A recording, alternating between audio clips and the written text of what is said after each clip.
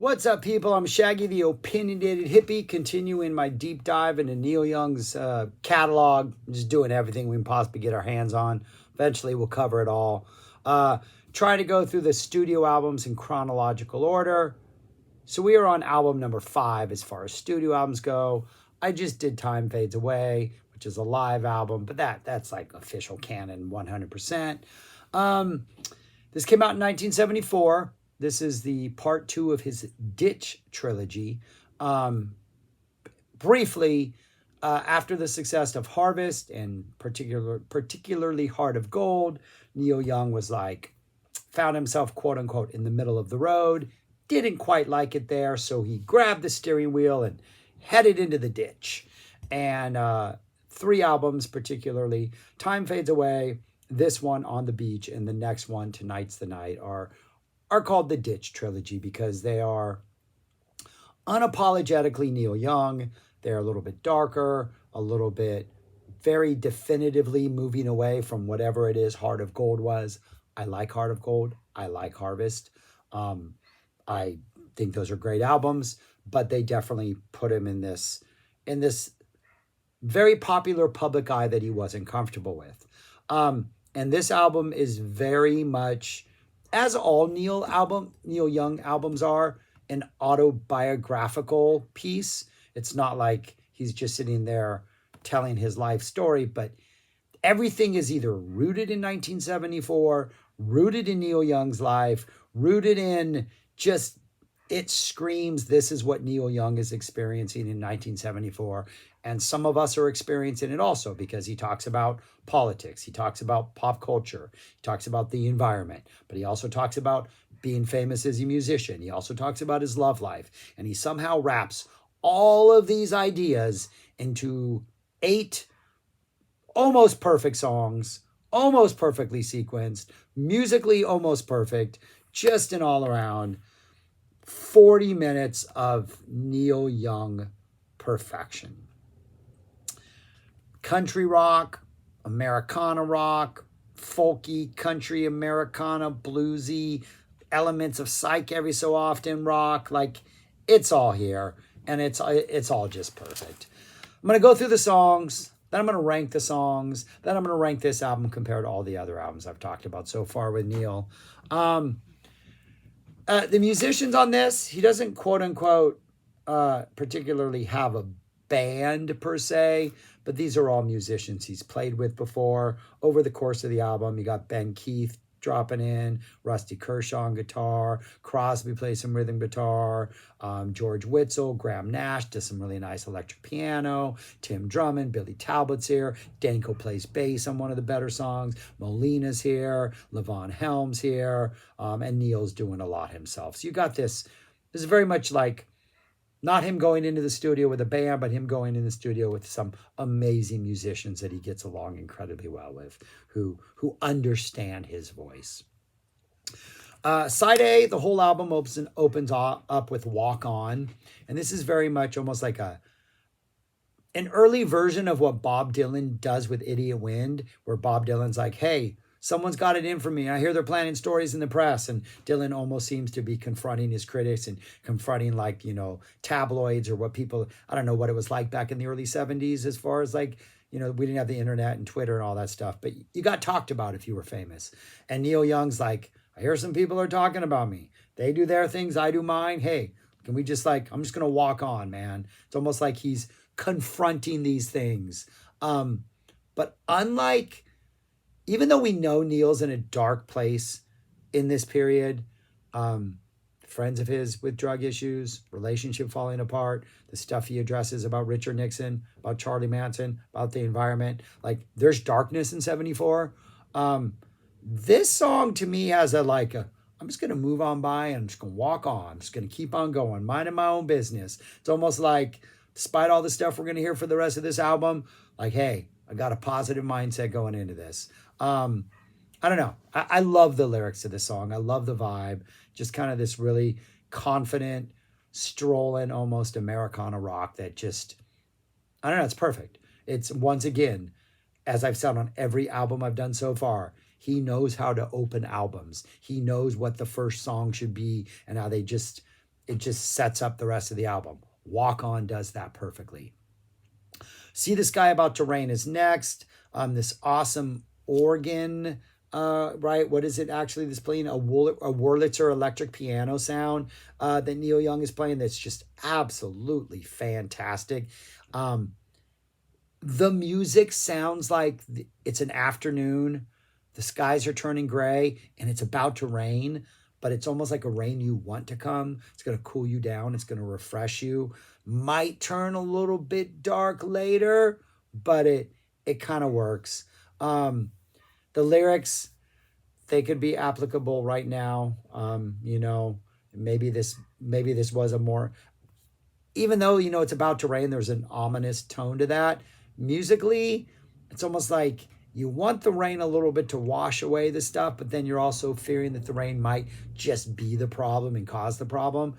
There's an interesting sort of balance here. But yeah, this is another one where like some of these lyrics apply today with the stuff that's going on, especially in the United States, but also kind of across governments across the country, and what we're dealing with the environment and all that stuff. But just a really nice opener or nice second song, kind of calm, kind of bouncy. It's got some really good playing in it, but it doesn't really prepare you for the third song. Both the opening songs have this, I don't know if there's a calmness about it but an almost acceptance about what's happening. And then we get Revolution Blues, which is just, it's like we're ready to fight for this revolution. Like there's like, I don't want to say there's an anger in here, but there's like we got our weapons, we got our values, things aren't going well, we're ready to fight. Like the energy of Revolution Blues feels like a revolution. It's just absolutely amazing. Lyrics are about kind of like a really early life during wartime, about just living now in life with this revolutionary mindset. But the really weird thing about it is, like, I'm living in it's 2024. This is like 50 years after this album came out. And like, there's talk of revolution, but for different reasons, right? It's like, things are falling apart. How are we going to change this? You have this just sort of defensive mentality out. You're ready to fight these battles. But the last line of this, or like the last couple lines, talk about Laurel Canyon and how it's full of famous stars and I want to kill them in their cars. And you realize this is more about someone like a Charlie Manson. It's more about like the hippie aesthetic gone seriously wrong. And it just seems like 74, post-Vietnam, the hippie thing kind of failed. This almost reminds me of like the natural reaction to Hunter S. Thompson's Fear and Loathing in Las Vegas. He's got that awesome passage that they use almost word for word in the movie, in Terry Gilliam's movie, about how if you look west with the right kind of eyes, you can see the wave where that dream of like hippie idealism peaked and then it washed back and we were left with like, the late 60s and early 70s and everything that was in the United States, which was, riots in the streets and soldiers coming home being treated like crap, the way we were in Vietnam and in Cambodia, and like a lot going on. And that energy, it's all in this song. But then you realize that the result of that is someone like a Charles Manson, and it's not a comforting thought. And it's an unsettling song, but I think it's supposed to be. And it still works 50 years later. After that, we get For the Turnstiles. We get a little banjo action. Perfect compliment. Kind of calms you down. It's what you need. It's like the calming cup of tea after the revolution. Perfect lyrics. It's the perfect antidote to revolution. It's speaking out against the music industry. It's still got a little bit of like anger in it, but it doesn't come across just because it's that little banjo bounce is just fantastic. And then the fifth song, the end of side A, is Vampire Blues, this sort of bluesy mid-tempo rocker, great organ just kind of lurking throughout the entire thing. This is an anti-oil, pro-environmentalist. The vampire in question is sucking the black blood out of the ground. He's sucking the oil out of the ground. Maybe had we listened to people like him 50 years ago, we wouldn't be where we are now with global warming. But But yeah, like I woke up this morning, it's 50 degrees. It's now like 83 or 84. Like, and we're in the end of November, the middle of November. Shouldn't be 85 degrees in the middle of November. But anyways, um, but yeah, Vampire Blues closes out side A. Kind of a perfect side of music. The only thing that makes me think it's not perfect is there's another side, and that may actually be perfect. Opens up with On the Beach, which is just, this is the one with Graham Nash on the Wurlitzer piano. This is Neil. He's got these just like kind of electric, it's not an acoustic guitar, I think it's electric, but it's like these swaying chords, almost like he invented chill wave here in some sense. It has this very almost indies, 90, even like 2010-ish era chill wave guitar rock sound that just like it's absolutely amazing. The whole vibe, I mean, it kind of sounds like you're on the beach, but maybe you're hypnotized by the swaying of the waves and you're daydreaming, you're just thinking about other things. It's very much a reaction to fame. It's a reaction to the struggles of fame. It's got one of just the overall slow groove of this song is just absolutely perfect. Thinking about getting out of town. He wants to get out of town. Got this nice terse little like guitar solo, which kind of wraps up towards the end of it. It's restrained. It's hypnotic. It's got tense Neil. It's got beautiful lyrics. The overall vibe is just, it almost like predates all of 90s indie rock or maybe 2000s indie rock. It's just like an absolutely magical vibe, magical song. Absolutely perfect. That's followed by Motion Pictures. Neat contrast between this acoustic guitar that's kind of playing the whole time and this like this twangy kind of country guitar that seems to like insert itself throughout the song. And it almost seems like Neil's over here doing the actual song itself, and this twangy guitar is over here like, hey, I got something to say. And when you know that the song is apparently about his relationship as it's falling apart with, I forget his partner's name, Carrie Snodgrass, is that her name? Their relationship falling apart, it almost seems like the acoustic in Neil's lyrics are his point of view about this relationship, and that twangy guitar is like, hey, it's like Carrie going, wait, this is actually what happened. This is my point of view. There's two sides to this story. And then at one point, Neil starts playing the harmonica, and that almost seems like Neil's asserting himself a little more and going, wait a minute, man. Not everything you say is true. And it almost seems like this weird little battle. But at the end of it, there's this like, I think Neil says something about, one day I'm going to make you smile or something like that. And he's like, yeah, we'll make it through this and we'll be okay. We might not be together, but we'll be able to look each other in the eye and make each other smile again.